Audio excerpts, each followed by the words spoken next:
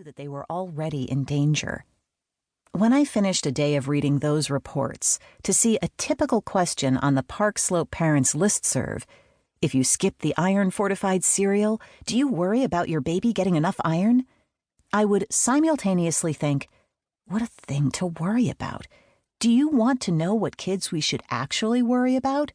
And, I wasn't worrying about that, but maybe I should be?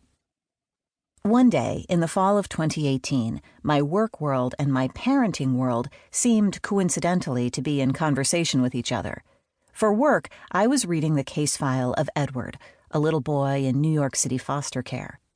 When he'd been removed from his parents' care at age 3, an underpaid city employee had made some quick calls to a list of foster parents in order to find one with an open bed.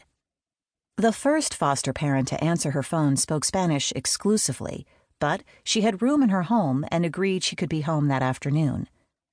Hours later, Edward was delivered to her door. It appeared to trouble no one that Edward had spent his whole life up until that point in an English-speaking household, that his parents only spoke English, or that his caseworker hadn't heard him speak at all. He spent months in the Spanish-speaking home before a different caseworker realized that he had a serious speech delay, which was only being exacerbated by the fact that his caretaker spoke a language that he couldn't understand. But since he was a foster child on Medicaid, the waiting list to even get him evaluated for much-needed speech services stretched on for months.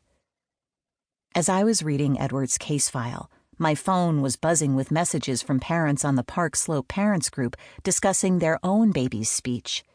At that time, our babies were just a little over a year old, an age when normally developing children may not speak at all yet. But some of the parents wondered if they should get their baby an evaluation. One mother confessed that she already had gotten a speech evaluation and that the evaluator had been basically looking cross-eyed at her. The gap between Edward and the Park Slope kids couldn't have been clearer. It felt almost like a fable about the children in the city I lived in, a fable with a chilling moral. Some children get to speak, while others do not.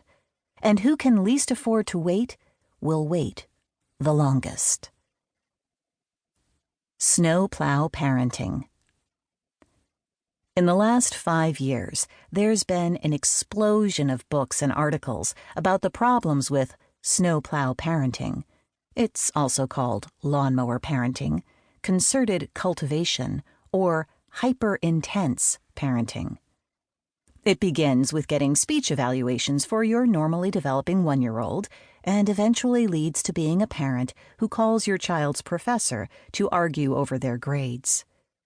Snowplow parents view their duty as a parent to seek every possible advantage for their child and remove all obstacles from their child's path. After observing years of this behavior from the parents of 18-year-old students, Julie Lythcott-Hames, a former dean at Stanford, published one of the first books critical of snowplow parenting. Her 2015 How to Raise an Adult: Break Free of the Overparenting Trap and Prepare Your Kid for Success is essentially a plea to parents to let their children experience failure so that they are better prepared for the real challenges of college and life. The book makes a convincing case that parents who obsessively clear every obstacle from their children's path are setting them up for a host of issues. Lythcott-Hames also briefly addresses the impact of what she calls overparenting on the parents themselves, describing today's parents as scared, not to mention exhausted, anxious, and depressed. The snowplow metaphor wasn't in common use yet, but the behavior Lythcott-Hames discusses is the same.